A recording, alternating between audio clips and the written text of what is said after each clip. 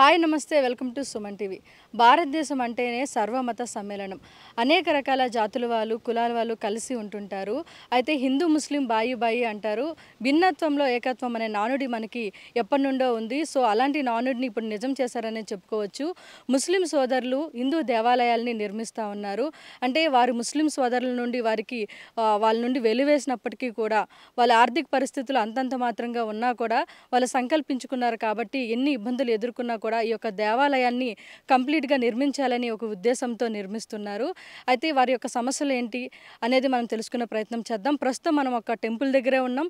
ఇది మనకి తిరుపతికి దాదాపుగా 45 కిలోమీటర్ల దూరంలో చిత్తూరు జిల్లా పులిచెర్ల మండలం కొత్తపేట గ్రామంలో ఉంది. వారి యొక్క సమస్యలు ఏంటి, ఎలా నిర్మించాలనుకుంటున్నారు, లోపల ఏ ఏ దేవాలయాలు ఉన్నాయి అన్నీ చూసే ప్రయత్నం చేద్దాం. ఓకే, ఇప్పుడే మనం దేవాలయంలోకి ఎంటర్ అయ్యాము. సో స్టార్టింగ్ మనం చూస్తేనే మనకి వినాయక స్వామి విగ్రహం కనిపిస్తూ ఉంది. అంటే ముందుగా మనము ఏ పూజ చేసినా ఏం చేసినా ఏ గుడిలో అయినా కూడా మనకి వినాయక స్వామి స్టార్టింగ్లో కనిపిస్తారు. సో ఆ ఉద్దేశంతోనే వాళ్ళు మొదటగా వినాయక స్వామిని స్థాపించారు. తర్వాత చూడొచ్చు చాలా వరకు కూడా పూర్తిగా కంప్లీట్ అవ్వలేదు కాబట్టి ఇవన్నీ కూడా ఇంకా కలర్స్ అన్నీ వేయకుండా కనిపిస్తున్నాయి. దాదాపుగా ఇక్కడ ఏడు దేవతా విగ్రహాలని వీళ్ళు స్థాపించారని చెప్తున్నారు. సో మనం ఇక్కడ చూడొచ్చు. మొదటగా మనకి అమ్మవారి టెంపుల్ అనేది ఫస్ట్ కనిపిస్తూ ఉంది.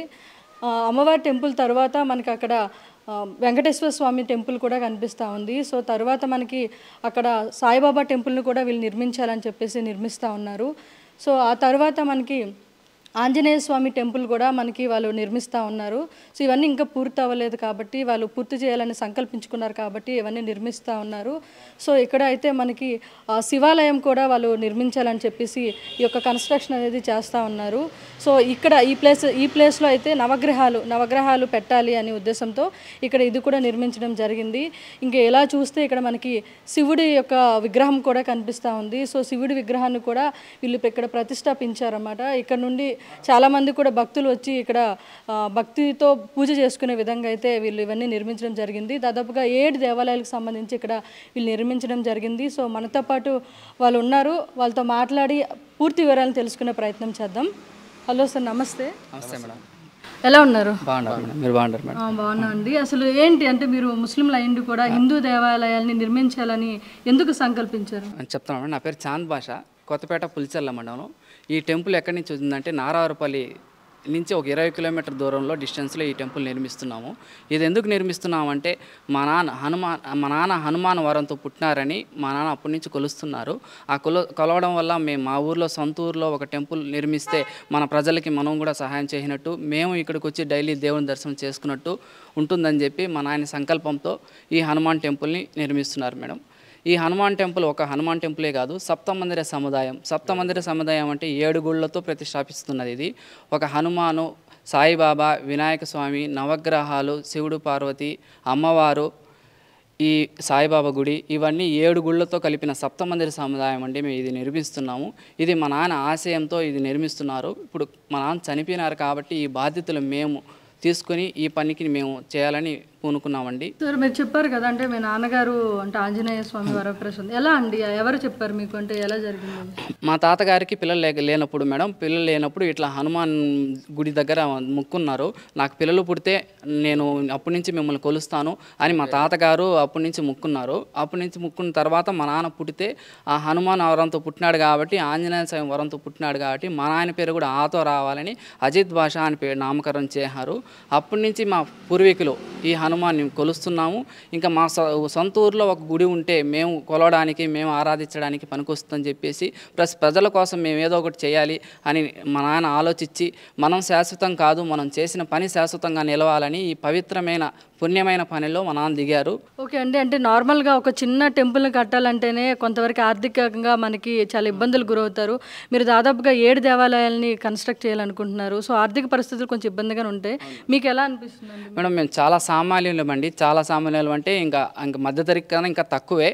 మాకు ఇంత పనిలో పని దొరకడం అదృష్టం. మాకు ఏ జన్మలో ఏ పుణ్యం చేసుకున్నామో తెలియదు. మేము ముస్లిం అయ్యి హనుమాన్ టెంపుల్ని ఇంత భారీ బడ్జెట్లో పని చేస్తున్నామంటే మెయిన్ కారణం ఆ దేవుడు సంకల్పంతోనే మాకు ముందుకెళ్తుంది. మా నాన్న ఆశయానికి మా సంకల్పానికి తోడి ఈ పని ఇంకా ముందుకెళ్ళాలని ఆశిస్తున్నామండి. అంటే మీ నాన్నగారు కట్టారు, మొదటి నుంచి స్టార్ట్ చేశారని చెప్పారు. అంటే దాదాపుగా మీరు ఈ యొక్క టెంపుల్ కన్స్ట్రక్ట్ చేయడానికి ఇప్పటివరకు ఇంతవరకు పూర్తి అవ్వలేదు పూర్తిగా. సో ఎన్ని ఇయర్స్ పట్టిందండి? మేడం ఒక 10 ఇయర్స్ నుంచి ఈ గుడి పని చేస్తున్నామండి. ఇది సొంత కాయ కష్టంతో చేస్తున్నా కాబట్టి ఇంత లేట్ అయింది. ఇది ఎవరో డబ్బులు ఇచ్చేస్తే చేసేస్తే అంటే ఆ రోజు మేస్త్రితో కూలోళ్ళతో అయిపోతుందండి.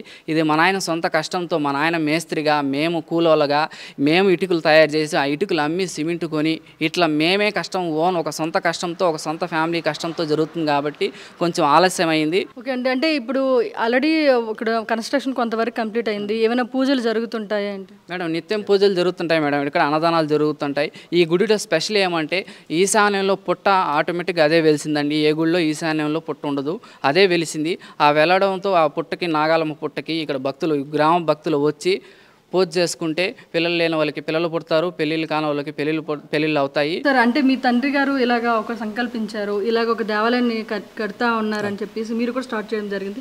మీకు ఎలా అనిపిస్తుంది? అంటే మీరు ఎలా దీన్ని కన్స్ట్రక్షన్ పూర్తి చేద్దామని చెప్పి అనుకున్నాం మేడం. మాకైతే సంతోషమే. ముస్లిమ్స్ వల్ల ఇబ్బందులు జరుగుతున్నాయి, అయినా కూడా మేము తట్టుకొని చేస్తున్నాం.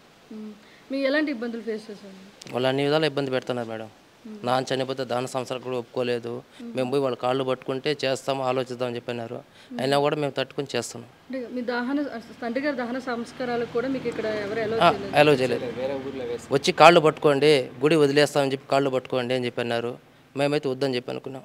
ఆ విధంగా ఇబ్బంది పెట్టాడు కంటే వద్దు, మేము తిరుపతిలో చేసుకుంటాము, మాకు గుడి కావాలి, గుడి పూర్తి చేయాలని చెప్పి మేము అనుకున్నాం. మేము ముగ్గురు కొడుకులం అండి. ఇద్దరు ఇక్కడ ఎక్కువ యాక్టివిటీగా ఉంటాము.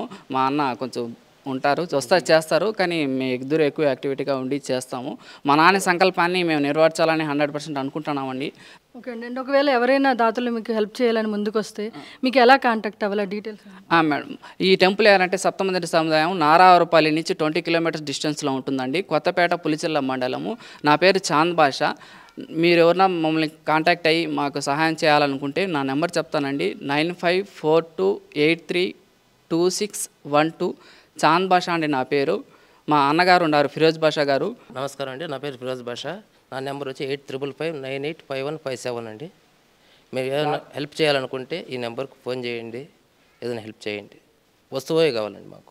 ఈ యొక్క టెంపుల్ని కన్స్ట్రక్ట్ అవ్వాలంటే ఎవరైనా హెల్ప్ చేయాలి ముందుకు వస్తే కనుక వాళ్ళకి మెటీరియల్ రూపంలోనే వాళ్ళకి హెల్ప్ చేస్తే చాలు అని కూడా వాళ్ళు కోరుకుంటా ఉన్నారు.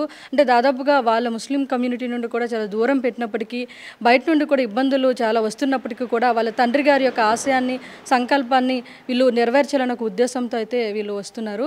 సో ఎవరైనా వీళ్ళకి హెల్ప్ చేయాలనుకుంటే వీళ్ళని కాంటాక్ట్ చేసి వీళ్ళ డీటెయిల్స్ తెలుసుకొని వాళ్ళతో మాట్లాడి ఏమైనా వాళ్ళకి హెల్ప్ చేయాలనుకుంటే కింద వాళ్ళ నెంబర్ ఇస్తామండి, స్క్రోల్ అవుతూ ఉంటుంది. దాన్ని చూసి మీరు కాంటాక్ట్ చేసి వాళ్ళని రీచ్ అవ్వచ్చు.